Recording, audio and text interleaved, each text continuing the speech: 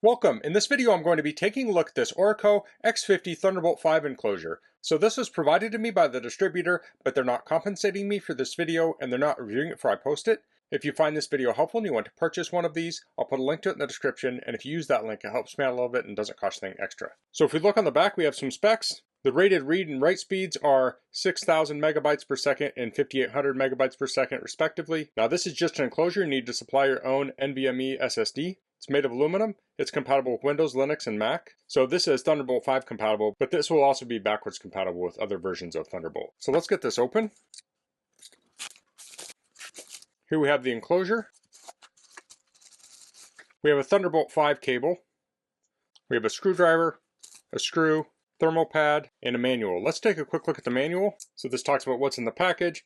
We have product features, specs. This talks about installing the thermal pad on top of the SSD. We remove the cover, install the SSD, affix it with the screw, and put the cover back on. So that's pretty straightforward. So this has plastic on the top here. The case is aluminum. We have the USB-C connector here. We have rubberized feet on the bottom to give it a little cushion. And here we have the screw. So let's open that up. So the bottom is very thick, and you can see it has those grooves in there for a heat sink. So the SSD will mount in here. There's a little bit of tape over the mounting post. I'll pull that off. The SSD I'm going to be installing is a Western Digital SN7100. So to install this, I'm going to slot this in, and I want the chips up, but it's also keyed. There's a little slot in there, that's called a key. So slot that in at 30 degrees. Now it shouldn't take much force. You can kind of bend that down and the mounting hole will line up.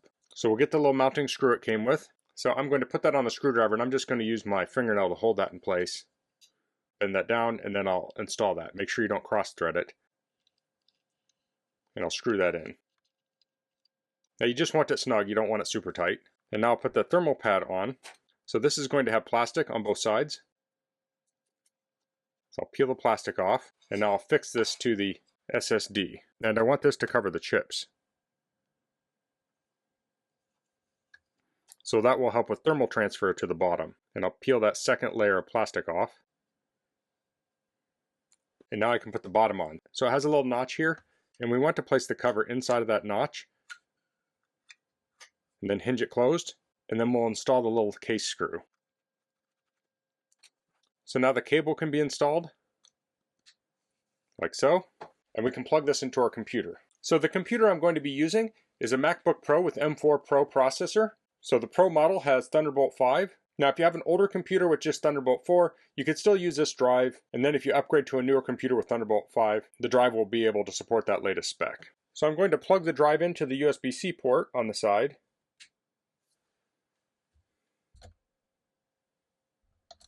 And we have a message pop up. It's asking if we can allow the accessory. I'll say allow. And now the drive's connected. Now I want to blank out this drive, so I'll open up Disk Utility. And on the left side here, it says WD Black SN7100. This is my external SSD. I'm just going to minimize these others. So this says internal at the top, disk images here, and this says external. I want external. Now if you don't see this, you want to go up here next to Disk Utility and click it and say Show All Devices. I'll show this where it says Show Volumes.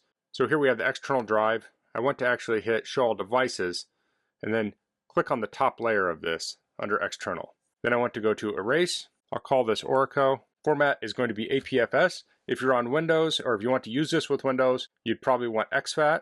And then Scheme is Good Partition Scheme. I'll hit Erase. So now we're erasing it. It's done, and it's ready to use. So the first thing I'll do is open up Blackmagic Speed Test. This is some software you can download, and I'll select this drive, and I'll run the test. So here we're getting around 6,000 megabytes per second write, and around 5,800, almost 5,900 megabytes per second read.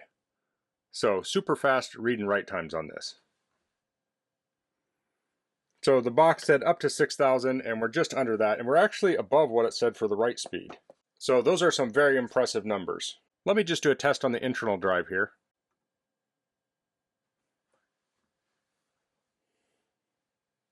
So on my internal SSD, I'm getting around 6,000 megabytes per second write and around 51 megabytes per second read.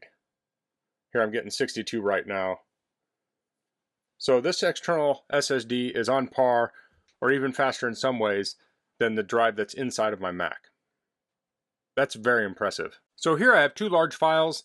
They're just over 6 gigabytes each. I'm going to select these, and I'll drag them from my internal hard drive to the SSD. And they're done copying. That's super fast. So that's the ORICO X50 Thunderbolt 5 enclosure. If you're looking for amongst the fastest external storage for your MacBook or other laptop that has Thunderbolt 5, this is a great option. Now this is just an enclosure, so you can add your own NVMe SSD. That makes it very versatile. You can get the size you want, and then you can upgrade it later. An external SSD like this would be great for video editing, general storage. You could back up to this using Time Machine. This is great for backing up because it's very fast, so if you're on the go, you can plug this in, do your backup. Your backup will run quickly, and then you can take this and store this in your bag. You don't have to leave it connected for hours to do a backup. Now when we're done using this, we'll want to eject it before we unplug it, but otherwise this is super easy to use. You plug it in and it will mount up, and you can copy files back and forth to it. So if you have a computer that's capable of Thunderbolt 5, I would highly recommend an enclosure like this. And even if you're on older Thunderbolt 4 hardware, this is a great option if you plan on upgrading to Thunderbolt 5 anytime soon. So that's all I'm going to cover in this video. If you have any questions, please leave them in the comments. If you like this video, please click like. If you haven't subscribed to my channel, I'd appreciate if you could do that. And thanks for watching. Until next time, goodbye.